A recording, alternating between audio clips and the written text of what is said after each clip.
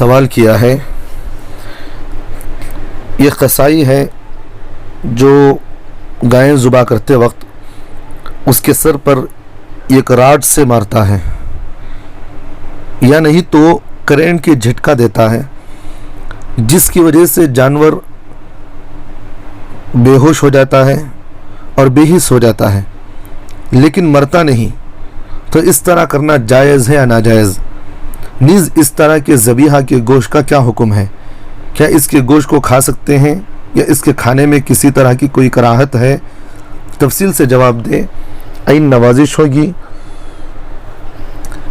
جواب نے اس کا عرض یہ ہے، دیکھیں شریعت اسلامیہ میں اصل یہ ہے کہ جانور کو اس کی فطری طریقے پر ذبح کیا جائے، اس میں جانور کو تکلیف بھی کم ہوتی ہے اور مقصد کا جو حصول بھی ہے صحیح طریقے پر ہوتا ہے۔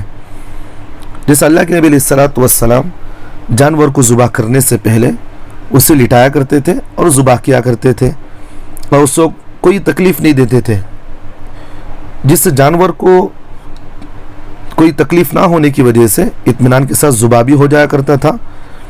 لیکن موجودہ زمانے میں راڈ کے ذریعے سے ہو یا کرنٹ کے ذریعے سے ہو، جو جانور کو بے ہوش کیا جاتا ہے وہ بڑا دردناک ہوتا ہے۔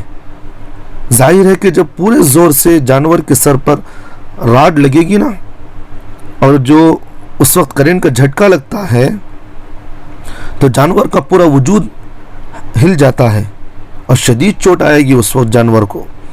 پھر چونکہ یہ عمل خلاف فطرت بھی ہے اس لیے جانور کو اس طرح بے ہوش کرنا غیر مناسب اور کراہت سے خالی نہیں ہوگا۔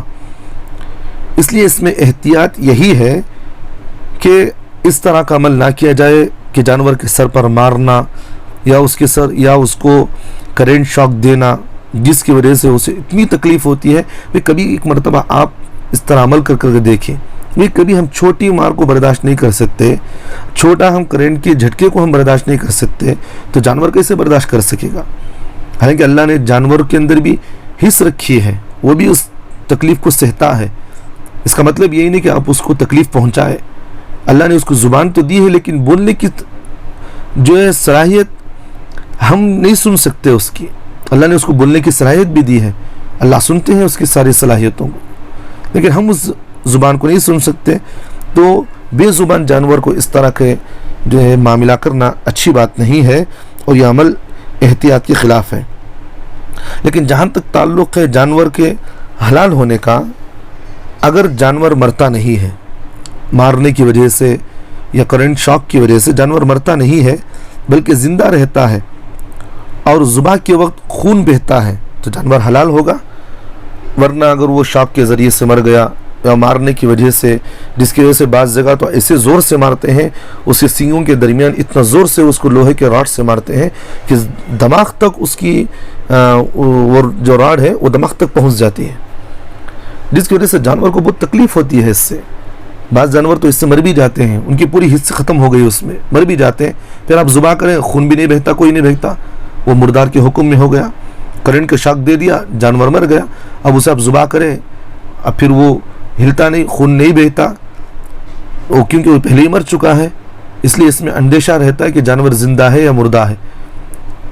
اس لیے ایسی چیزیں سے پرہیز کرنا چاہیے۔ جہاں تک ہو سکے سنت طریقے پر یہی ہے کہ جانور کو لٹا کر اطمینان کے ساتھ اسے ذبح کریں۔ اللہ ہم تمام کو عمل کی توفیق عطا فرمائے۔